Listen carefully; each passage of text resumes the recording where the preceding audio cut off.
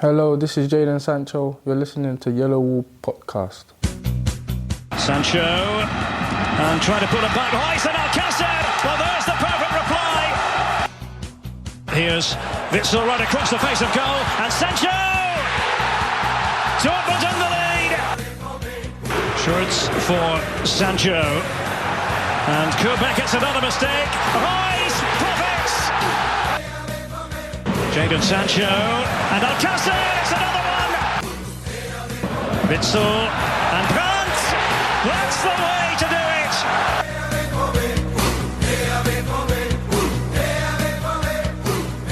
Hello and welcome to episode 287 of the Yellowwallpod. I'm your host Stefan Butzko, and this week we will talk about Dortmund's 5-1 trouncing of FC Augsburg and the Friday night game that is ahead in Köln with FC.com's Arne Steinberg. I'm looking forward to that. And to discuss all that and more, join me once again, Matthias Zug. Hello Matthias, how are you doing? Hello Stefan, I'm doing well. How are you? I'm doing very fine myself. I've got a couple of announcements to make, but more on that later. Also here, Konstantin Egner. Hello Konstantin, how are you? Hello Stefan. And this episode, and that's a new thing now, is sponsored by the official Borussia Dortmund fan club of Atlanta. And I am pleased to say that they get together for every match at the Rira Irish pub in Atlanta. And if you want to find them on Twitter, Facebook, Instagram, use the handle @echte_ATL Liebe. So it says ATL and then Liebe, which is very clever. And we have one anonymous sponsor who wants his or her name not mentioned. However, he or she asks, how's it going with your PhD, Konstantin? What? All right. It's going well, considering that I will submit very soonish, and I'm also taking on a new job in October. So yeah, that's very interesting. What's your PhD about? Asylum policy in Germany, West Germany, and Europe in the past 30 years. Very interesting. Also, sponsors of this episode are Dave Hackerson, Danny Daly, George Clark, Alex, Jakob von Bieler, Abdullah Al-Arisi, William Boyko, Daniel Kling, and Taylor Martin. Thank you to everyone out there. And one personal announcement, more or less. As some of you may know, I moved last December permanently to Philadelphia to live here with my wife, and that means I no longer get to cover the Dortmund games from Dortmund, and at the same time ESPN have massively reduced their Bundesliga coverage, which means I also don't get to write as much for them anymore. I'm not officially let go yet, but it's more or less the same. So what I've done is I've launched theyellowwall.net, which is basically the same site as yellowwallpod.com.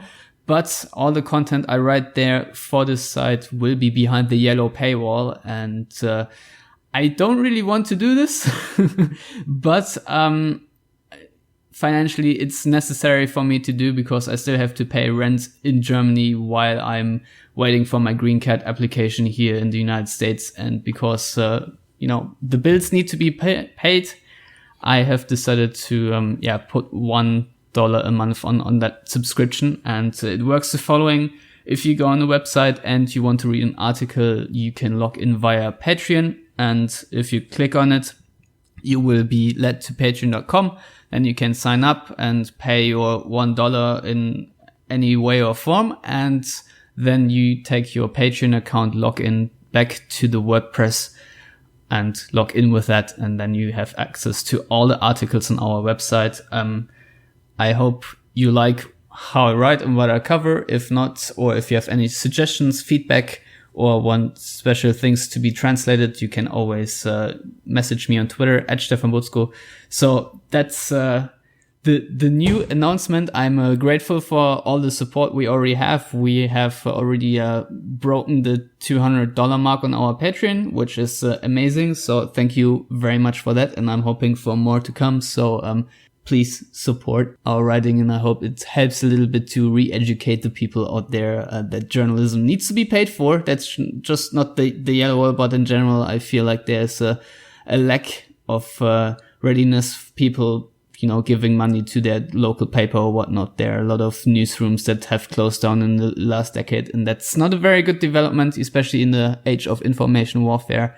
I think journalism needs to, be way better funded, and that, also has to happen in society, the re-education that after basically all the content being free available on the internet, and that can't go any further. Anyway, that's all from me. Matthias, do you have anything else to say? About the downfall of Western society and the corruption of... No, no, on that, I think, it's a buck a month. I think the Athletic is significantly more. But obviously this is purely focused on Borussia Dortmund. I plan on adding some things too that are less, I'm not going to say less current, because that sounds stupid. But since I'm the old man of the Yellow Wall, I think we've established that a long time ago. A lot of it will be a little bit more historical, tradition, cultural focused. So hopefully I'll, depending on my time frame today, be able to get something put together there as well. Yes, and if you want to be a sponsor like the official Atlanta Borussia Dortmund fan club, we have that tier too as well on patreon.com, and if you pledge us $10, you'll be sponsored, or rather you sponsor us and an episode. So there you go. Also, and now we can actually go toward the footy. A shout out to Off the Woodwork for winning the first match day of the Bundesliga Fantasy League. Our league is called Yellowwallpod.com on the official Bundesliga fantasy thing, and the person behind that account is on for Candlelight Dinner with Lars, so that's very exciting. And of course, even more exciting is that Borussia Dortmund themselves are top of the league after the very first match day. And I think if you look at the stats, we can say there was a very dominant 5-1 win. Dortmund had about 78% possession, 92% passing accuracy, had 22 to 5 shots. So, very impressive. Konstantin, why should we regard this result with care, however? Should we? I don't know. I don't think so. I mean, it's obvious that Augsburg is among the worst teams in the league. I think Union Berlin, Augsburg are early favorites for being relegated, so there's that. Yeah. Martin Schmidt is my number one pick to be fired first as the Bundesliga coach. Could be. Yeah, that's probably a good call. So yeah, I mean, a 5-1 win over Augsburg doesn't mean that from now on in the upcoming months Dortmund will just steamroll every other team. That's obviously not true, but still, I mean, after having like the usual bad first minute of season, then it looked quite well what Dortmund did against far too passive Augsburg side, defending very narrow. So Dortmund used both wings quite well, which is something they should have done, and they did. So that's a plus. Or I don't know. I'm thankful that it was a decisive win going into the season, because I think because of how the board or how Watzke and Zorc, people in charge, how they basically positioned Dortmund as a major contender for the title in the past few weeks. I think there was much more pressure on the team than maybe last season or at the beginning of last season. Yes, if I may ask you about that, you were on the Auf für Ohren podcast, yes, which is a very great Borussia Dortmund podcast from schwarzgelb.de, the German fan scene. And there you have basically criticized the decision to be that offensive publicly about the title ambitions. Well, for two reasons, actually. I think you put unnecessarily additional pressure on the team. Also on Favre, who just thrives better under less pressuring conditions. Let's put it that way. I think he looked quite nervous going into the first match against Augsburg. There's that. I don't. He always looks nervous, though. No, he looked more nervous than usual. All right. Or maybe not. I don't know.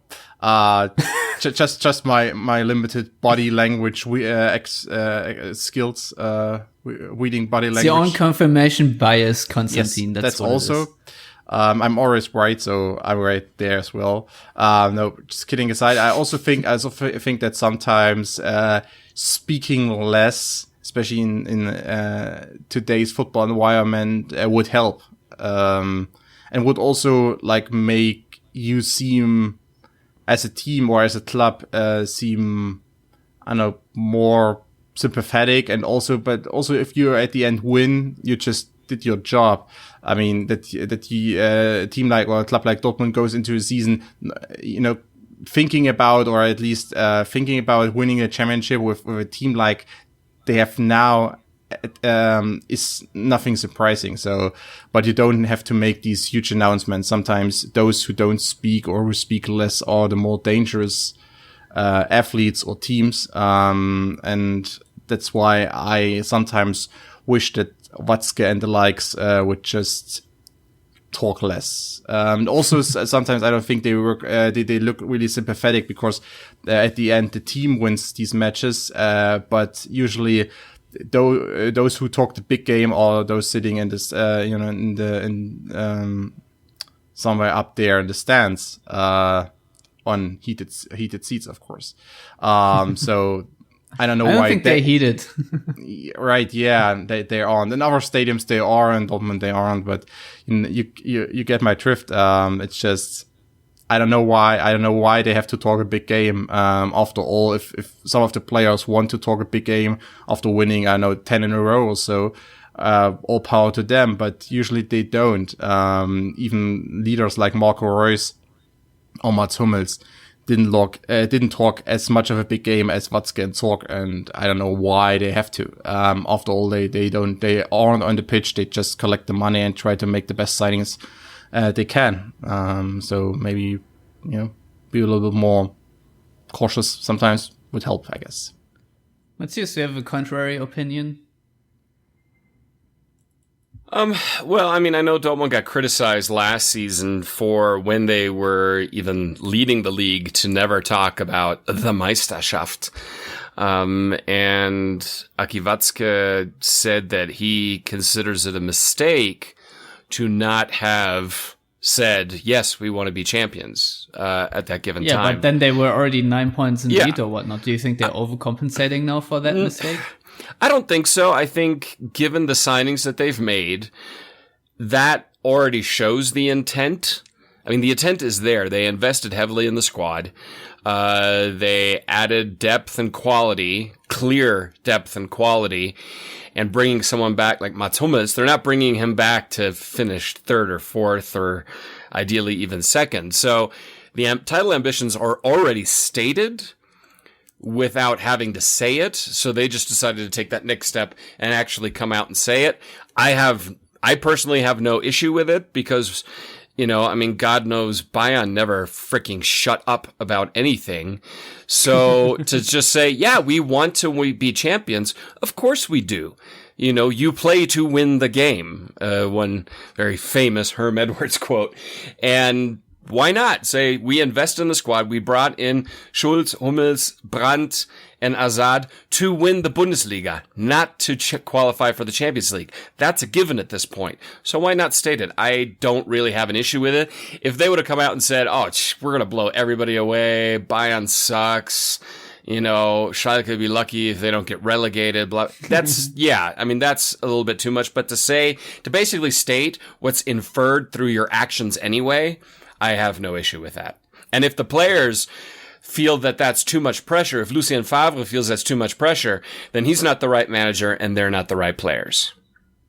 All right. So, back to what happened on the field. And if Fußgott are to be believed, they have these action zones between the home third, middle third, and away third. And what I find quite tellingly about this whole game is that in the home third, only 14% of the action happened. That really sort of shows, the other 86% obviously in the middle and the away third. I think even 44% in the away third. So that really shows how dominant Dortmund was and how one-sided this game was. And I want to talk a little bit about what I've called Hutzelweih, the axis of Hummels, Weigl, and Witzel, who had 352 out of the 886 passes that Dortmund played, which is about 40% of the total passes that Dortmund played, which is a lot. So, Konstantin, I think we saw quite well in this game already and in games before too, but I thought this game was the first time we really saw it at work, that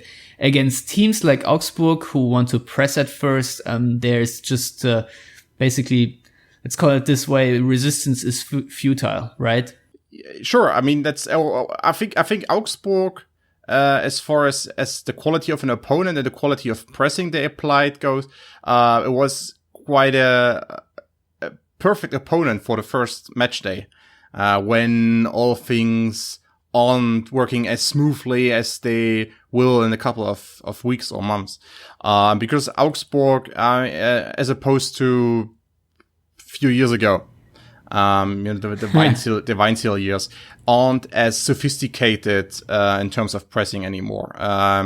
But still they try to sometimes apply a high press, and then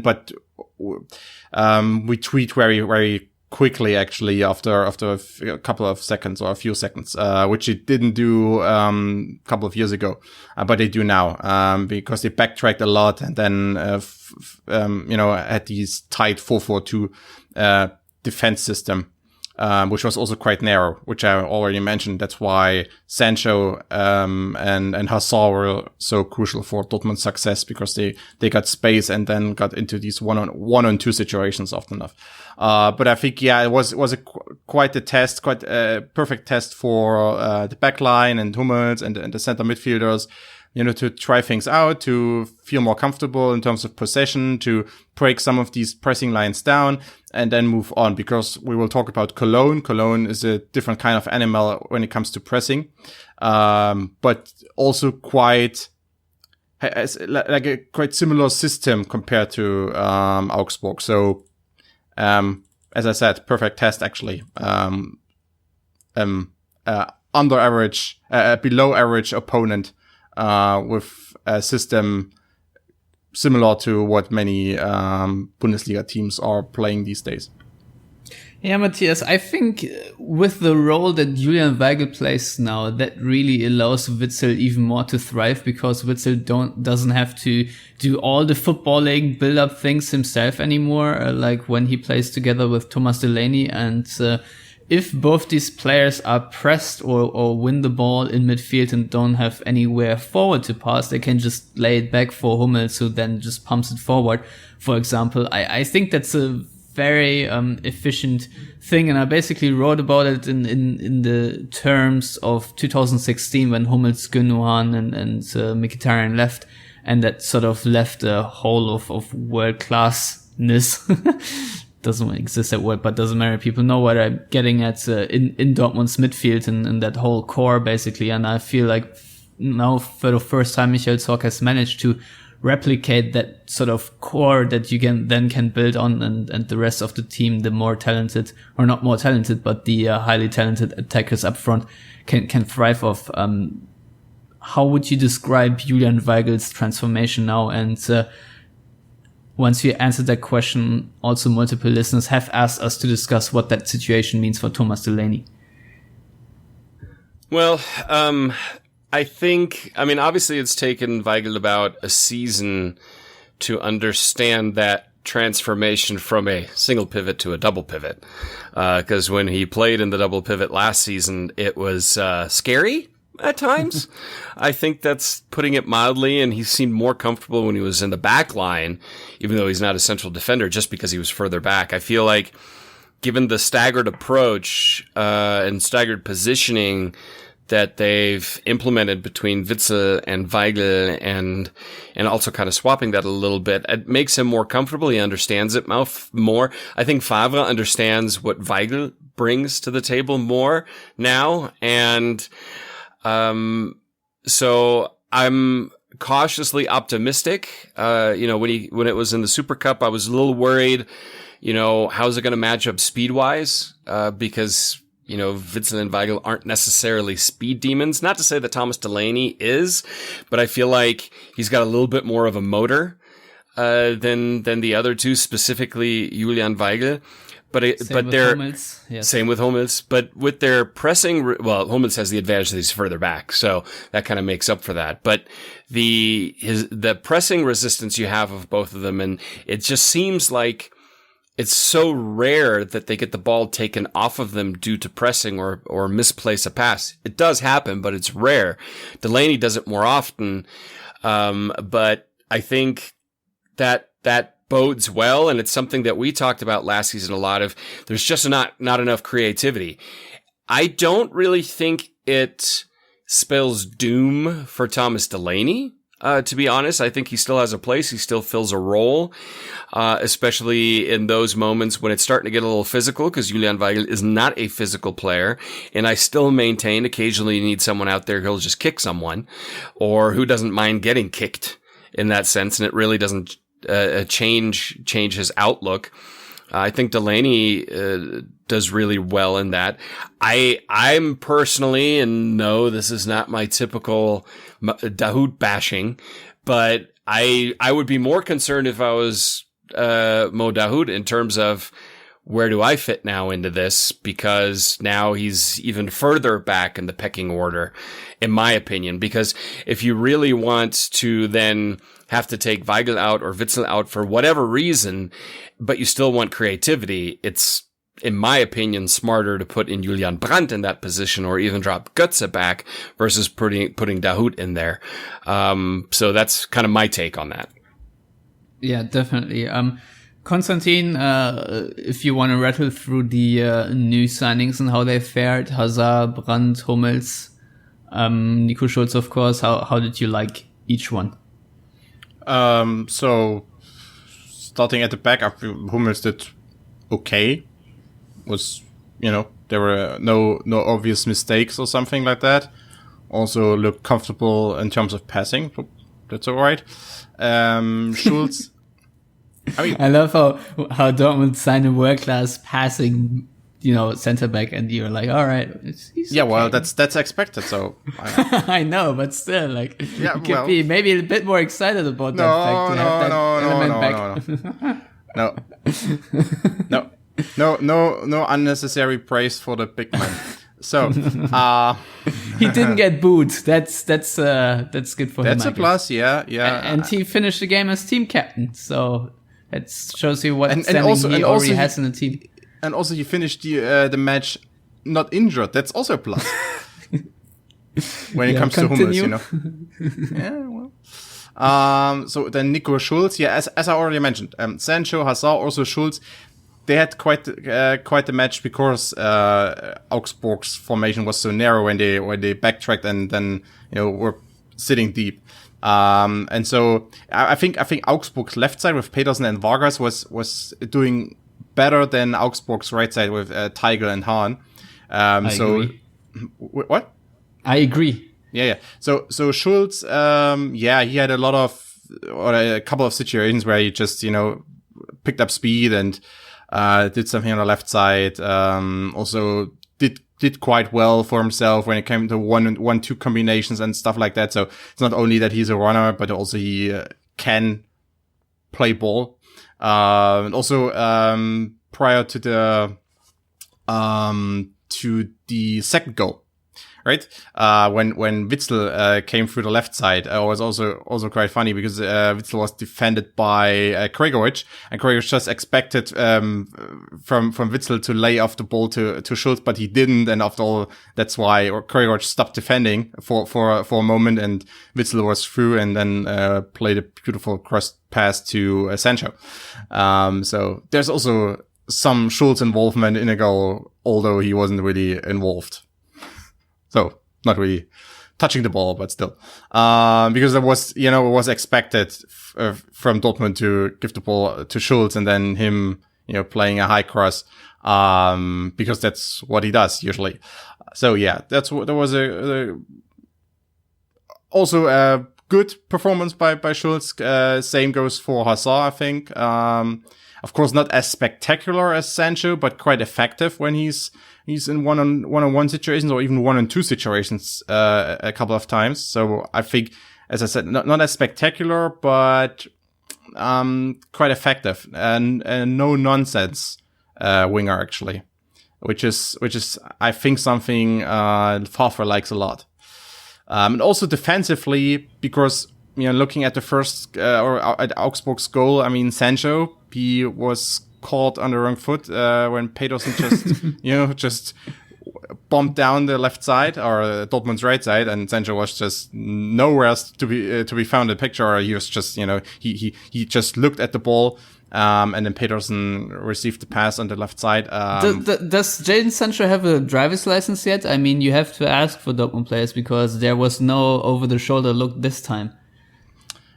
Oh jeez. So moving forward. No, but as for Hazard, I think defensively he's much more reliable compared to Sancho. I mean, Sancho is more spectacular. He can take on three opponents at the same time, and just looking at the equalizer, but at the equalizing goal. But Hazard in terms of defending is just much more reliable, and that's also something you have to take into account. So, and the fourth player is Julian Brandt. I mean, he got on the pitch after 68 minutes. Of course, beautiful goal, just crisp technique, but something you would expect from him. So, yeah, I think we have to wait to see the actual Brandt I can't magic. say much about that. That was just garbage time. And also, yeah, it was garbage time. I mean, Dortmund was leading by 3. He comes on just to get his feet a bit wet. You know what I want to say. So yeah, that was an okay performance. I don't know much to say. I think true tests will come when he's a starter as a number 10 or maybe on the left side or whatever. I mean, it's also quite interesting, or will be quite interesting to see how Favre squeezes one of his best players into the formation when actually everything is working quite well. So I don't know, maybe they will start with 12 or so and nobody will notice because, I don't know, Hazard is small or something. Yeah, one note on Torgan Hazard that I really liked, and even though it didn't come off yet, but is that I think he and Schulz both had like at least 4, maybe more instances where they made the run all the way to the goal line and then cut it back. Dortmund, I think, also had a very good distribution of other attacking players in the box, but somehow Hazard always managed to pick out the space where either an Augsburg player was or not a Dortmund player, which I think will only improve in the future, but it's already very good to see that one of the very clear schemes that Favre wants to see is working out already, minus the final connection in the box. But Dortmund are regularly managing to get in that position with either Sancho and Hazard, and that I think is very encouraging. That was number 1, and of course, it's just great to see Paco Alcácer being fully fit and can run for 90 minutes. I know we have mentioned that in the previous episodes as well, but once again a brace, and I think he got an assist as well for Marco Reus. So yeah, superb game. Matthias, anything you want to add on this game? Well, it was a very good way to start the season. Obviously, aside from the first 30 seconds. But how did Bayern play? Bayern didn't win. How come? What happened? Well, obviously they got screwed. I mean, if you just look at how many times their players complained about literally every call that goes against them, they were clearly screwed. No, they just couldn't put the ball in the back of the net. I mean, I think they were the better side than Hertha, but they weren't as efficient as Hertha. Hertha obviously got lucky also with that first goal that they scored, but hey, what goes around comes around with Bayern. And now Bayern are going to win the title because they added Ivan Perisic and Felipe Coutinho. Yeah, Jürgen Klopp, I think, said it's good for the Bundesliga but bad for Dortmund. Sums it up quite nicely. Konstantin, quickly before we move on. I'm being facetious, by the way. I know, but still, I think we should give some credence to Bayern. I think Coutinho is a good transfer.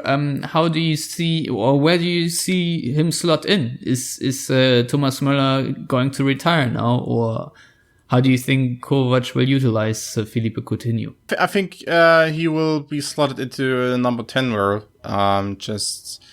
I don't really see him. I mean, occasionally he could play on the left side, replacing Coman, but they also signed Perisic, so I think Perisic will be the third winger, basically the backup for both Gnabry and Coman. Also, Alphonso Davies can play on the left side as a left winger. And he's quite a talent. So yeah, I see Coutinho playing as a number 10, and is he occupying, or as a number 8 occupying the number 8 is like an advanced midfielder on in his case on the left side, left half space, which would also work in a 4-3-3 with Thiago deep lying and Goretzka on the right and Coutinho on the left, a little bit advanced. But more often than not, I think he will play as a number 10, although I have to say that Kovac and second part of last season, he played also a 4-2-3-1 with Müller in number 10, which was, when you look closely, it was more like Müller was a secondary striker, which fits his skill set quite well, because he's not like a playmaking number 10. I think Müller actually started out as a false 9 under Van Gaal, if I'm not mistaken. He started out as a number 9, basically under Van Gaal. He played as a right winger for the German national team. We remember the World Cup 2010.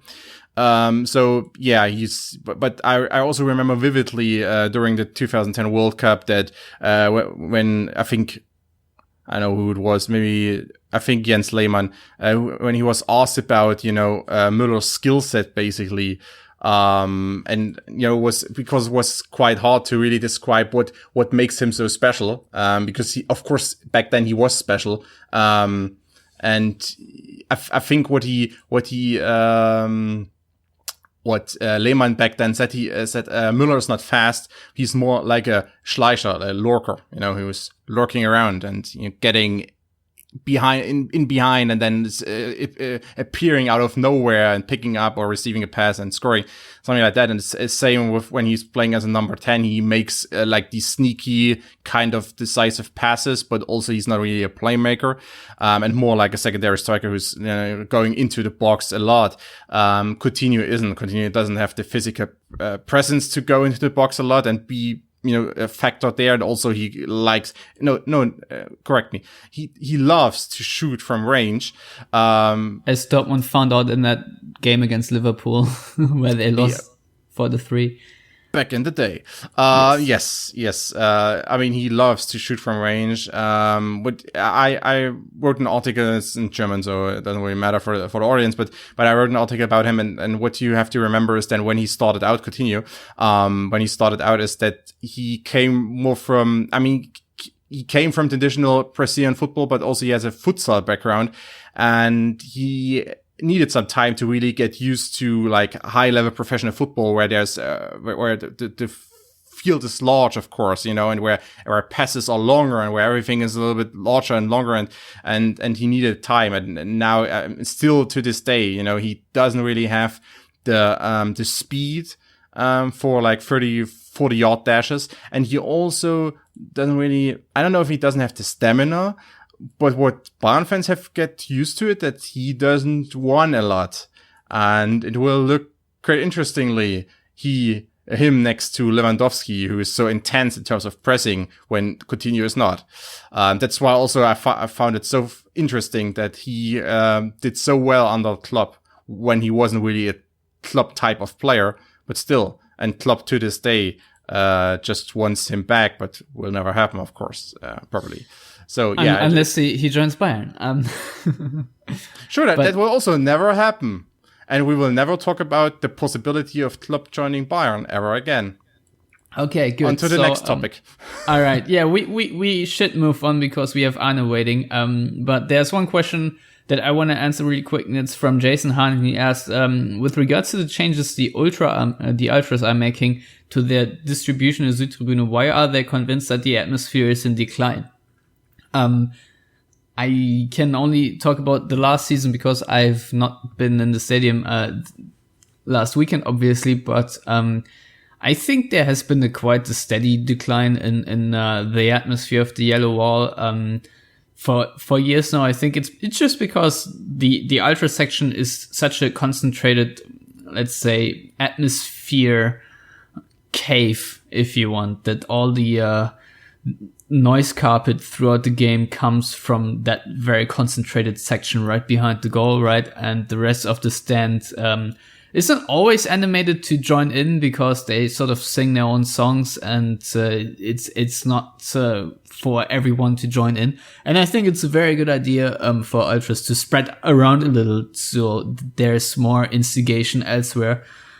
Because I think a lot of Dortmund fans on the Yellow Wall sometimes just get complacent, as they just want to stand there and watch the game and not chant. And usually it also just works better when they just have the very basic chants. I'm not saying the atmosphere is terrible in Dortmund, because that's obviously not the case. But if you're there each week, week in and week out, you can definitely, distinct between a very good Dortmund atmosphere and a mediocre atmosphere, which, in terms of world football is still amazing, but, you obviously want it always to be best. So I think it's a good measure for the ultras to spread around a little, because I'm not a fan of having this very concentrated block right behind the goal and then everyone else sort of, standing there and not doing anything. I think it's better for these guys to spread around. I don't know if that's a permanent thing or not, but anyway, good question to ask. I hope I could help a little bit to describe how the Yellow Wall is set up. Obviously, you can spend a whole podcast on that with a fan expert. Maybe we should do that in the future. But that's all for now about the Augsburg match. And as I've said, Dortmund will play against Cologne next, and for that we will take a quick break, and when we come back we'll have our own very expert to discuss that game.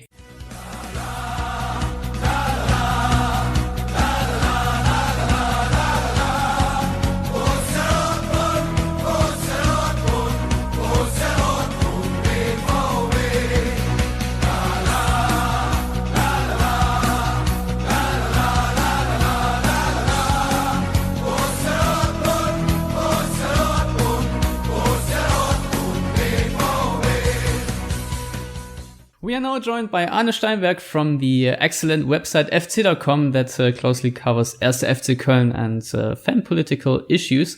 Arne, welcome to the show. Hi, nice to meet you, everybody. It's very nice to have you on here, and my wife asked that or commanded that I ask the most pressing question right at the outset. What happened to Hennes the 8th, and who is Hennes the 9th? Big and important question, I understand. Well, Hennes the 8th, he got ill. I think he got a problem with his age, I guess. I'm not the expert on animal health, but I think it's the better way to replace him with another goat. And now we've got the next one who is going to have his first appearance in the stadium on Friday. So it's going to be a big night for him as well. And I hope that he will be as good as the goat we had before, because Hennes the 8th was the goat that traveled to Europe and made us all dream. So that was cool. Yes. How do you like Hennes the 9th so far? I don't know. We'll see. You can ask me again after the season. I guess that's not the best moment to ask me that after the first defeat. So we'll see. Yeah. So next question. I almost feel a bit too awkward to ask about that, but the Cologne fans had a very interesting chant last weekend about Jörg Schmatke, calling him a fraud and how he's screwing Peter Stöger's wife, taking 3 million and then leaving. What's up with that? So this rumor about Jörg Schmatke having a relationship with Peter Stöger's wife has been around for quite some time in Cologne, although it has never been confirmed, and I don't think that there's anything to it. But it kind of sticks, and I think people got very angry with Schmatke because of the way he left the club, and he took the 3 millions, which is a lot of money, and this is why people are still angry, and they created this chant which made him speak about that in the Doppelpass in a German football show. So I think it's kind of funny. And then he said that he wanted to be a member of the club anymore. And I think, okay, just deal with it, man. I think you did a good work, you did a good job, but you screwed up as well. So just deal with it. But the problem I have is that every time like a friendship between men, Stöger and Schmatke, every time that goes wrong, it has to be about a woman, and that's not true. I mean, shit can go wrong in any possible way. So it was funny, but you also have to see the background a little bit. And I think we should all move on to something else now. Yeah, I very much agree. But Jörg Schmatke was the sporting director who basically built the success and took Hennes the 8th to Europe, as you so neatly put it. So, first real question. Can you describe for us Achim Bayerlotz a little bit? He is now the new Cologne coach. Markus Anfang, for some reason, didn't work out for Cologne. I'm not entirely sure why, but I actually didn't know much about Achim Bayerlotz before. So, what's he like? Well, Achim Bayerlotzer is a graduate of the Red Bull Leipzig football school, if you can put it that way. So everything he tries to do with all his teams that he coaches is basically to try to play gegenpressing, to have a lot of intensity in the games, and to win the ball high up the field, and then quickly try to score or to have a shot at the goal. So this is basically his philosophy.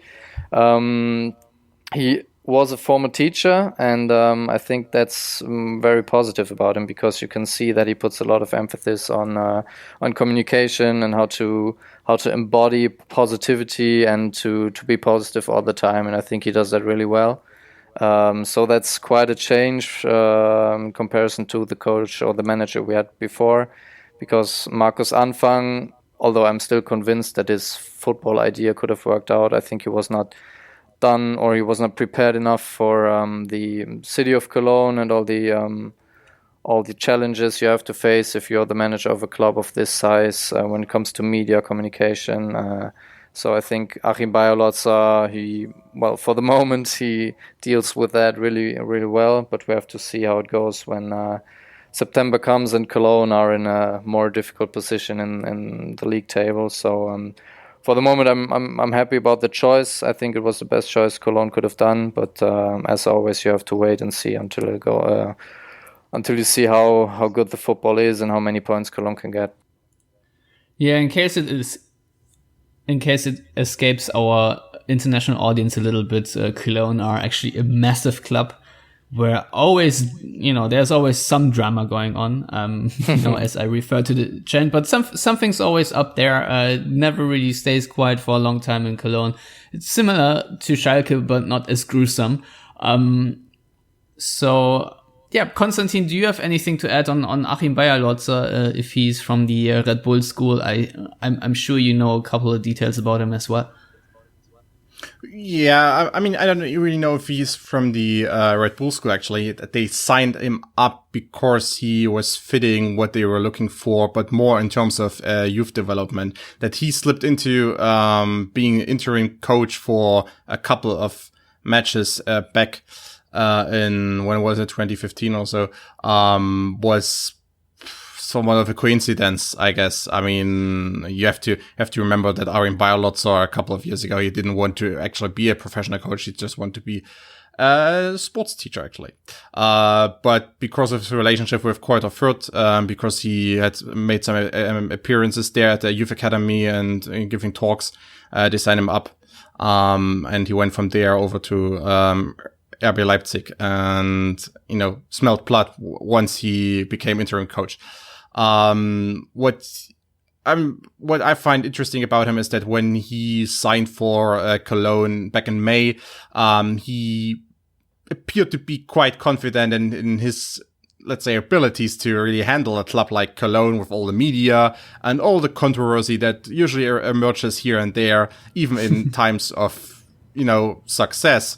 Still, that Cologne is never, is never calm to 100%. There's always something going on, or usually. I mean, there were a few years, the best Peter Stöger days, I think, where the club really was calm and collected, but, that it didn't take so long, and a situation changed again. And Bayer Lotzer basically said that he is up to par, and he can handle a club like that, and also that he is more about, of course he's all about tactics, obviously, but he's more about man management and locker room management and how to handle players and how to motivate them and how to make them, playing in an intense style. So he, as Arne already mentioned, he's, a teacher by training, and I think that comes through a lot. And he's someone who comes through these teacher skills. And that's what's more, or what makes him not special, but what, makes him distinct, I guess, compared to other coaches. But it's not someone Cologne didn't sign someone who's like quite famous for a certain kind of tactical approach or something like that. And as we've seen in in Cologne's first match at Wolfsburg, it was, pressing long ball strategy 1-on-1. Playing Drexler as a number 10 says a lot. And I think also, it worked to some extent, at least. Maybe there will be some changes for the Dortmund match, but I think we will talk about it right now, right? Yeah, correct. Anna, if you look at the past season in the second Bundesliga, I think you've been asked on Rasenfunk to basically compare the changes between when Cologne was relegated and what changed now. But what did change between the second Bundesliga campaign and now the Bundesliga campaign, if anything, so far for you? From a tactical perspective or in general? In general, are there big new additions? We can talk about Anthony Modeste, for example, but just introduce the club to the people who may not know it so well. Well, the thing is, if you play in second Bundesliga, in most of the games, it's enough to have a lot of individual quality in your squad, and then you can win the games. And this is what happened to Cologne, basically, because they had a lot of money to spend, and this is why they could keep a lot of talented players at the club, even though they had to go down to second division. And this did not necessarily mean that they were playing very good football, but they won their games and they got promoted again. And then Markus Anfang had to leave a couple of weeks before the season ended, and then Achim Bayer-Lotzer was introduced, and right from the outset it became clear that he wanted to play a style that did not necessarily suit the squad. So there had to be some additions who had to come in. And now with the 4-4-2 he's trying to play, it's important to have a good right back. And this is what Cologne did. They signed Kingsley Ezibue from Pek Zwolle, I guess, from the Netherlands, if I'm not mistaken. Yes. So not a very famous player, but a very talented player, a young player who brings a lot of speed, a lot of enthusiasm as well into the game, and I like him. He's a good player. He's exactly the player that was needed for this position. And then they signed two defensive midfielders, Birger Verstraete from Ghent, from Belgium as well, and Elias Skiri from Montpellier in France, who was basically for me one of the most underrated defensive midfielders in the Ligue 1. So I was kind of surprised that Cologne was able to sign him, because he was playing with the Tunisian national team in the African Cup of Nations, and he was one of the best defensive midfielders. He's for me, he's like Busquets in a little bit. It's like I exaggerate, but I think it's the player you can compare him to, because he's very strong to control the area and to protect the the last line. So I think two very good signings there, and they brought in Kingsley Schindler from Kiel, a player who can attack down the right wing, so he's a good player too. And in attack, as you mentioned already, there's Anthony Modeste, Simon Terodde, John Cordoba. So there you have 3 players who can score goals, and then Achim Bayer-Lotzer has to manage this situation now to make the players fit his idea of football. Yeah, I think that's a very formidable squad, and if I would predict now, I don't think Cologne will be that relegation threatened if things are going well. How well do you think that they play against Wolfsburg? That was a 2-1 loss. Was it a close game, or do you think it was, an unfortunate loss? Well, both actually. I think it was a typical first game of the season. Wolfsburg having a new coach as well, so they did not really know how good they are. And for Cologne, it was the same. I think the result is bad, obviously, because Cologne lost, but the performance was okay. It was a little bit unfortunate because Cologne, after 15 minutes, Maxi Arnold scored a brilliant goal for Wolfsburg to get them the lead, and then Cologne did not get a penalty. Although for me it was a clear penalty, and the referee's decision was not really understandable. So that was a little bit unfortunate. Second half then was calmer. I think Cologne did not really have a lot of goal scoring opportunities, and then Wolfsburg scored the second goal. And everything Cologne was able to do was score a goal in injury time. So the performance was okay. It was good to see the approach of Bayer-Lotzer working out against a good team like Wolfsburg. But there's a lot of stuff still to do until Cologne can win games in the Bundesliga, and every time they have to be at their maximum. And this is going to be difficult against Dortmund. But I think these two teams are not the teams that Cologne has to compare themselves to. I think there are teams like Augsburg, Paderborn, Union Berlin, and maybe a couple of others that are in the same on the same level as Cologne. Yeah, maybe put in Mainz, Düsseldorf, maybe Freiburg. That's maybe the clubs Cologne can easily compete with, I would say at least. Matthias, I, on the other hand, would say it's also not a very easy game for Dortmund. If we think back to the second match day last season, I don't know, it's probably not that comparable, but Dortmund also dropped points, scoreless draw against Hanover. Friday night game, and Cologne is a very special place to go. How do you see Dortmund setting up for this one? Do you think it's going to be the same lineup minus Bürki replacing Marvin Hitz, or how do you see Dortmund and Lucien Favre approach this one? I don't think Favre's going to change anything in the side aside from, like you said, Bürki in for Hitz. I think it's going to be very, very difficult. I think Köln are going to make it very uncomfortable. Like you said, also the atmosphere is always fantastic. That all being said, given where Köln are in their development under a new manager versus where Dortmund are under the development of a manager that's been there for a season and kept the core of the squad around, I think it's not going to be easy. It's going to be difficult. It's going to be uncomfortable. But at the end of the day, I think Dortmund's quality will shine through because the majority of the players know what's expected of them.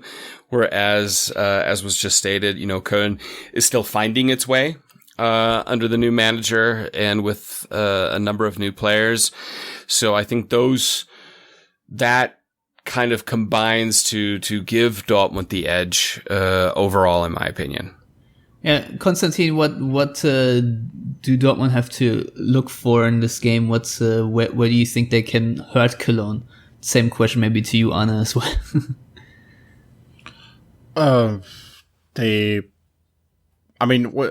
Cologne's biggest weakness, I guess, is when they are forced to play from the back through the middle. I guess there might be one change There might be one change expected, meaning that maybe Höger gets dropped and Skiri comes in center midfield, or maybe Drexler gets dropped and Bayern also goes with 3 center midfielders. But still, I don't think. I mean, even Verstraete looked too comfortable when he was pressured in the middle when Cologne played from the back. And I think that's something Dortmund has to just benefit from. Going intense, also pushing forward with Witsel and Weigl, or if at least one of them, putting additional pressure on them, or using one of the wingers inside. That's basically what you have to do, and then force these turnovers. That's one thing, and another thing is, I mean, we have to wait how Cologne will apply if Cologne will apply a high press as they did against Wolfsburg, because it's quite risky to do it the way they do, because they use both wingers really high up and also only one player behind, so there's space you can usually use if you play it very, very fast, very precise through the middle. Quick, precise ground passes can really break the first line of Cologne. I don't know if Bielotsa will do that. I mean, there are a lot of ifs and, if and whens, because maybe he changes a lot for this match, which is something I would almost expect from Bielotsa, because he's that kind of a coach. Who gets, who is much more hesitant when going up against a team like Dortmund. So maybe we'll see something completely different. And also there will be, I guess, a couple of changes in terms of personnel. I mean, Louis Schaub is probably back, so Kingsley Schindler's maybe out. Maybe Cholinov will play on the left side instead of Kainz. Maybe Drexler gets dropped, as I mentioned. Maybe Modest gets dropped, and because Cordoba is back. So who knows how really Cologne will look. Well, maybe Arne knows. I don't think so. It's only speculation. Yeah, I don't know either, but I appreciate you being this humble all the time, because if Dortmund is playing Cologne, everything that I expect is a win of Dortmund, a comfortable win, because they're one of the strongest team in the Bundesliga, maybe if not the strongest. And if they go to a team that just got promoted, everything they have to do is be at maybe 80 or 90% of their performance level, and they will win, because as I said, Cologne is still in a phase of transition, a phase of development, and there are a lot of good things already that you can see and that maybe can work out in the future. But right now, to face Dortmund in the second game of the season is the hardest challenge for the team. So everything else but a defeat would be a surprise. But I think for the team it's good, so they can really compete with a very strong team right at the beginning, so they can see where the deficits are. So I don't know how Bielotsa will deal with that. I think Cordoba is definitely going to be back in the squad. Schaub is still injured, so he hasn't trained today, so maybe we'll not see him on Friday. About the two players playing on the wing, I think Schindler might be getting dropped, and Skiri is certainly featuring in the squad on Friday, so he's going to be the second defensive midfielder next to Verstraete. So I think Bielotsa should go with a more defensive approach, because if not, it's going to be hard, not to say impossible, to maybe get a point or more, which is not going to happen. Yeah, though I would like to add that since I think between now and basically Zvonimir Soldo, Dortmund had probably one very comfortable win away to Cologne, where Shinji Kagawa scored an absolute worldie, and otherwise there were either stoppage time wins or losses or draws or whatever. So I don't have the best memories for Dortmund going to Cologne minus that one season. So I wouldn't be too negative about it. Maybe it's just the matchup that makes it tough for Dortmund. Matthias, I've got one question though, and that's concerning Dortmund's right back position. Do you think that it would be wise to drop Piszczek for Hakimi in this game? I mean, it's hard to not do that. I mean, in my opinion, Piszczek, he didn't look good at all in the Super Cup. He was exposed a couple times against Augsburg, who, I mean, granted, they targeted Dortmund's right side, their left side, but that's also because that's the strongest side of Augsburg. I think you saw that just when Sancho would swap to the left, all of a sudden he had all the time in the world because there was no Philipp Max there. So I wouldn't be surprised. I don't honestly know enough about the wing strength of Köln to make a proper estimation if they'd put a lot of pressure on Piszczek, but it's definitely something that I would consider. That being said, I'd be surprised if Favre drops Piszczek. Yeah, I don't know. I think it's possible, but I also think that Favre would stick to the team that beat Augsburg for now. But who knows? I think since it's more speculation than knowledge at this point of the season, we should just go ahead to the predictions. And Arne, because you're the guest, you can go first and predict the scoreline of Friday's game. After everything I've said, comfortable Cologne win, 2-0. Very nice, Konstantin. I go with 3-1 Dortmund win. Matthias. I'm going to go with a 2-1 Dortmund win, and it's going to be rather late, and it's going to be Paco.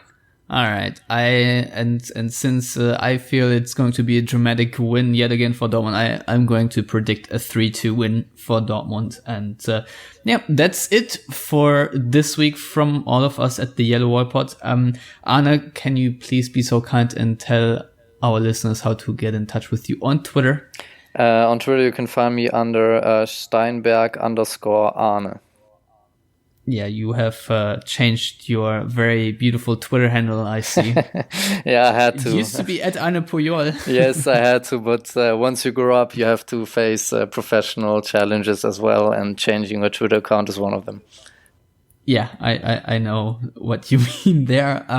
Anyway, thank you a lot for coming on and lending us some insight into 1. FC Köln and what the deal was with Hennes.